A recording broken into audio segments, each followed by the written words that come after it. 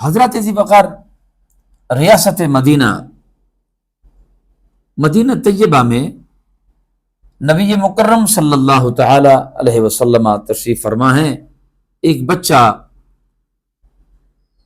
نبی مکرم صلی اللہ تعالی علیہ وسلم کے سامنے حاضر ہوتا ہے اور تہبند اس نے باندھا ہوا ہے، اور اوپر کا جو ناف سے اوپر کا جو حصہ ہے وہ برہنہ ہے، یعنی آپ کے وجود پہ کپڑا موجود نہیں ہے۔ تو نبی مکرم صلی اللہ تعالی علیہ وسلم کی خدمت میں عرض کرتا ہے کہ مجھے اپنی والدہ محترمہ نے آپ کی طرف بھیجا ہے، اور جیسا کہ آپ میرے بدن کو دیکھ رہے ہیں،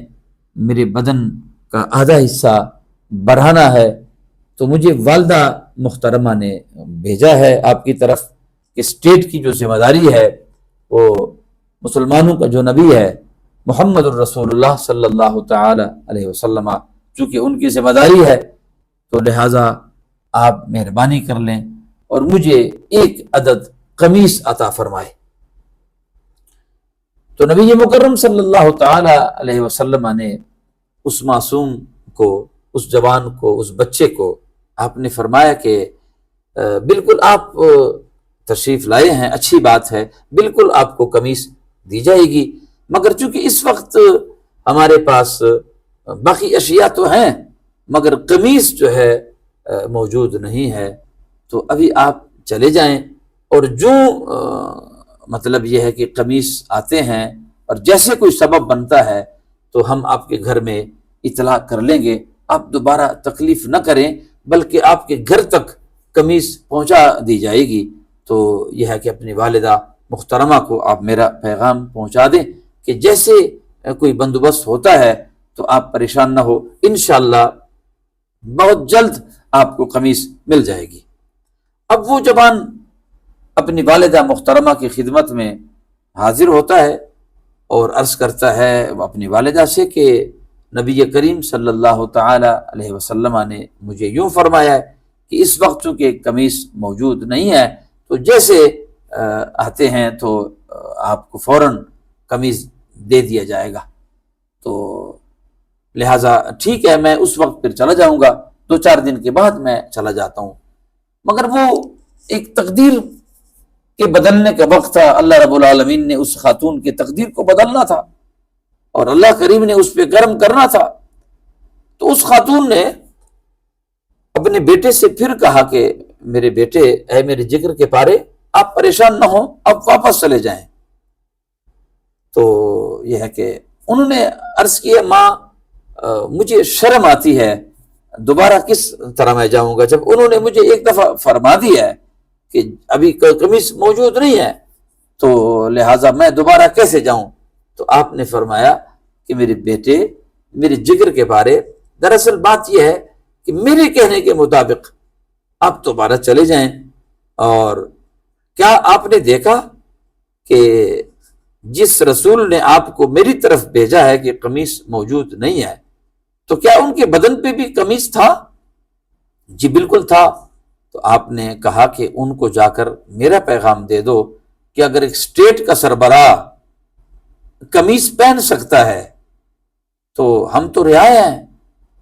اگر ان کے بدن پہ قمیص موجود ہیں تو آپ مہربانی کر کے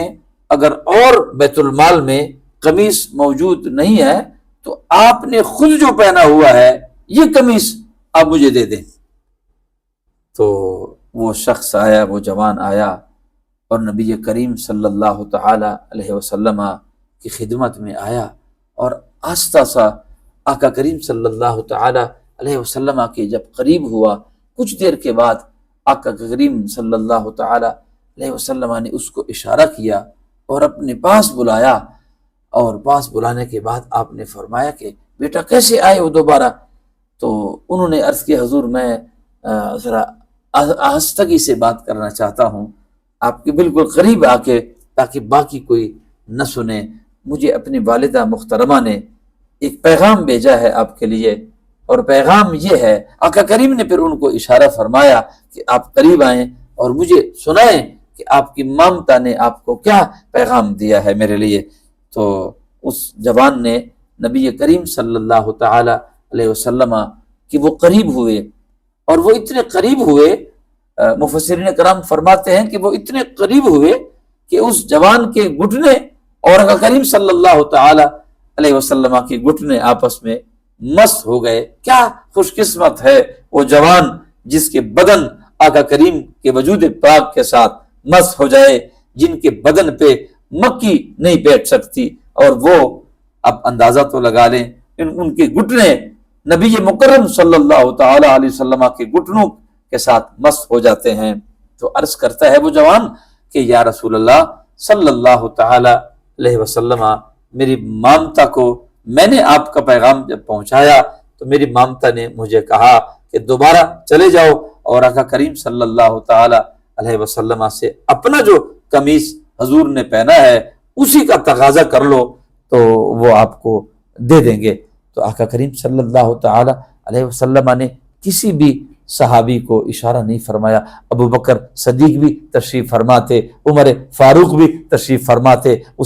حضرت عثمان غنی بھی جلوہ افروز تھے، حیدر کرار بھی تشریف فرماتے، حضرت عبداللہ ابن مسعود بھی تشریف فرماتے، طلحہ بن زبیر بھی تشریف فرماتے، حضرت انس بن مالک بھی تشریف فرماتے، اور حضرت جناب سیدنا ابو ذر غفاری بھی تشریف فرماتے۔ بڑے بڑے جلیل القدر صحابہ کرام تشریف فرماتے۔ آقا کریم صلی اللہ تعالی علیہ وسلم نے اس بچے کو ہاتھ سے پکڑا، آہستہ سے اس مقدس اجتماع سے باہر نکلتے ہیں اور اپنے حجرے کی طرف، اپنے گھر کی طرف لے کر چلتے ہیں۔ اور آقا کریم صلی اللہ تعالی علیہ وسلم جب اپنے گھر کے اندر داخل ہوتے ہیں تو آپ کا جو اپنا وہ قمیص تھا، جو ایک ہی قمیص تھا آپ کے پاس جو پہنا ہوا تھا، وہ قمیص نبی کریم صلی اللہ تعالی علیہ وسلم نے اتار لیا اور چپکے سے دروازے کے ساتھ اس جوان کو پکڑا دیا کہ جاؤ اپنی والدہ محترمہ سے یہی کہہ دو کہ آقا کریم صلی اللہ تعالی علیہ وسلم نے مجھے اپنا قمیص بھیج دیا ہے اور اپنا قمیص دے دیا ہے۔ اب اندازہ تو کریں کہ جب وہ جوان وہ قمیص اٹھاتا ہے، اور وہ قمیص وہ اٹھاتا نہیں بلکہ پہنتا ہے، سبحان اللہ، وہ قمیص جو آقا کریم صلی اللہ تعالی علیہ وسلم نے پہنا ہوا تھا وہ قمیص اس نوجوان نے پہن لیا۔ اور اب اندازہ تو لگا لیں کہ جب وہ پاک قمیص جو حضور کے بدن سے مس ہوا، اب کس طرح اس کے دل کی دنیا نہ بدلے، کیسے اس کی سوچ نہ بدلے، کیسے اللہ کی کرم نوازیاں اس پر نہ ہو۔ اور جو وہ جوان اپنی مامتا کے پاس پہنچتا ہے اور اپنی ماں کو یہ گزارشات بتاتا ہے، عرض کرتا ہے، تو وہ ماں ببانگ دہل اونچی آواز سے کہتی ہے کہ وہ آخری نبی، سچا نبی ہے، اور میں کلمہ پڑھتے ہوں کہ بالکل وہ برحق نبی ہے، آخری نبی ہے، اور نبی مکرم صلی اللہ تعالی علیہ وسلم پر میں ایمان لے کر آتی ہوں۔ حضرات ذی وقار توجہ فرمائیے، اب چونکہ ظہر کے نماز کا وقت قریب تھا، نبی کریم صلی اللہ تعالی علیہ وسلم کے پاس اور کوئی قمیص موجود نہیں، تو آقا کریم صلی اللہ تعالی علیہ وسلم نے عائشہ الصدیقہ سے آپ نے فرمایا کہ میرے ابو بکر سے کہہ دو کہ وہ نماز پڑھائیں۔ تو حضرت سیدنا ابو بکر صدیق رضی اللہ تعالی عنہ نے آقا کریم صلی اللہ تعالی علیہ وسلم کے حکم پر نماز پڑھائی۔ اسی طریقے سے عصر کی نماز آ گئی، اسی طرح مغرب کی نماز آئی، اور اسی طرح عشاء کے وقت میں بھی آقا کریم صلی اللہ تعالی علیہ وسلم نے پیغام بھیجا کہ نماز آپ لوگ پڑھ لیں۔ تو صحابہ کرام مضطرب ہوئے، پریشان ہوئے کہ 2 3 4 نمازوں میں آقا کریم صلی اللہ تعالی علیہ وسلم جلوہ افروز نہ ہوئے اور ہمیں دیدار سے مشرف نہیں فرمایا۔ تو تمام صحابہ کرام نبی پاک صلی اللہ تعالی علیہ وسلم کی خدمت میں حاضر ہوتے ہیں اور عرض کرتے ہیں یا رسول اللہ صلی اللہ تعالی علیہ وسلم، طبیعت مبارک کی کیا کوئی طبیعت خراب ہے یا کوئی تکلیف ہے یا کیا وجوہات ہو سکتی ہے کہ آپ تشریف نہیں لائے؟ تو آقا کریم صلی اللہ تعالی علیہ وسلم نے فرمایا کہ وہ جوان جو کل آیا تھا، جس نے قمیص ہم سے طلب کی تھی، تو قمیص تو اور تھا نہیں، تو میں نے اپنا جو پہنا ہوا قمیص تھا میں نے اس کو دے دیا ہے، اور ابھی چونکہ میرے پاس جب تک کوئی دوسرے قمیص کا بندوبست نہیں ہوگا اس وقت تک میں اسی کیفیت میں باہر تو نہیں آ سکتا۔ سبحان اللہ۔ اب اندازہ تو لگا لیں کہ ایک اسٹیٹ کا سربراہ جو لیڈ کرتا ہو، جو قوم کو لیڈ کرتا ہو، اب کوئی جتنا بڑا ہوگا یار وہ آقا کریم سے تو بڑا نہیں ہے نا۔ تو آقا کریم صلی اللہ تعالی علیہ وسلم کا اپنے غلاموں کے ساتھ، بلکہ ابھی تو وہ غلام بنے ہی نہیں تھے، وہ تو غیر تھے، وہ تو غیر تھے۔ اگر غیروں کے ساتھ آقا کریم صلی اللہ تعالی علیہ وسلم کے اخلاق کریمانہ کا یہی انداز ہے تو آپ اندازہ کر لیں کہ اپنوں کے ساتھ کیا انداز ہوگا۔ تو آقا کریم صلی اللہ تعالی علیہ وسلم پر ایمان لے کر آئے، ان کی والدہ محترمہ بی بی ایمان لے کر آئی، اور وہ جوان خود بھی آقا کریم علیہ الصلوۃ والسلام کی غلامی کا توق اس کے گلے میں آیا۔ رب ذوالجلال نے ان کو حضور کی غلامی عطا فرمائی ہے۔ حضرت ذی بکار رب ذوالجلال کے حضور دعا ہے مالک الملک ہم سب کو نبی مکرم صلی اللہ تعالی علیہ وسلم کا سچا عشق عطا فرمائے۔